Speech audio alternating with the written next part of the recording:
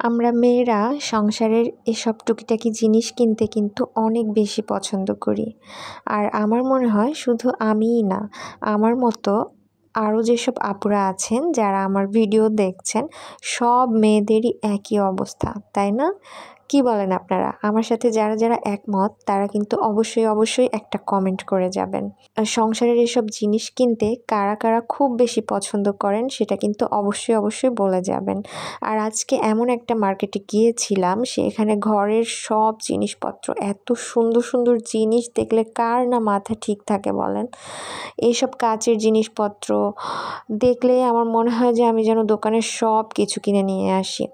একটা সময় ছিল যখন শুধু নিজের ড্রেস, তারপর সাজুগুজু করার জিনিস কিনতে খুব বেশি ইচ্ছা করতো, কিন্তু এখন সময়ের সাথে সংসারের জিনিস কিনতেই খুব বেশি ভালো লাগে। সংসারের টুকিটাকি জিনিস, ঘর সাজানোর বিভিন্ন জিনিস, এসব কিনলে যেন মনটাই ভালো হয়ে যায়।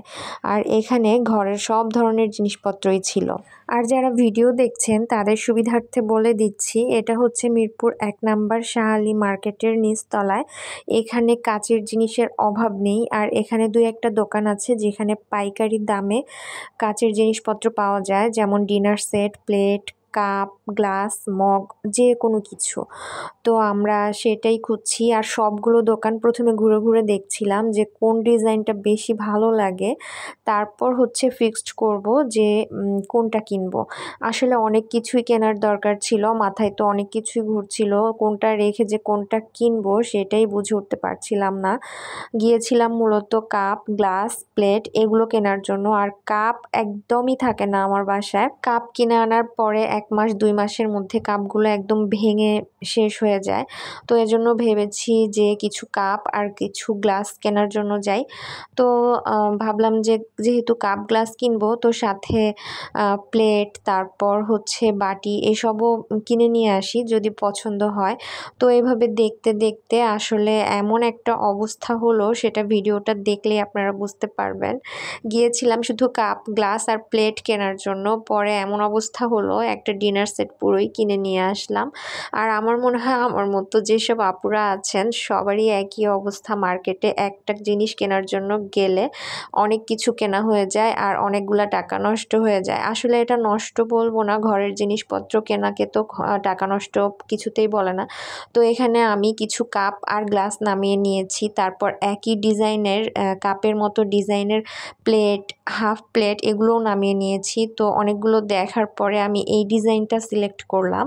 তো আমি এই ডিজাইনের প্লেট আর হাফ প্লেট আর কাপ নিতে চাচ্ছিলাম প্রথমে, পরে মনে হলো যে এভাবে ভেঙে নিলে অনেক বেশি প্রাইস পড়ে যায়, এজন্য আমি পুরো ডিনার সেটটাই নিয়ে নিলাম। এখানে আমি কাপও পাবো, আবার প্লেট, হাফ প্লেট, বাটি, তারপর হচ্ছে রাইস ডিশ সব কিছুই থাকবে, এটা বেশি ভালো হবে। আর সাথে এক্সট্রা করে 6টা কাপ নিয়ে নিলাম রেগুলার ইউজের জন্য। তো এখানে দাম এসেছিল হচ্ছে 4,000 টাকা। ডিনার সেটটা নিয়েছিল হচ্ছে 3,600 টাকা।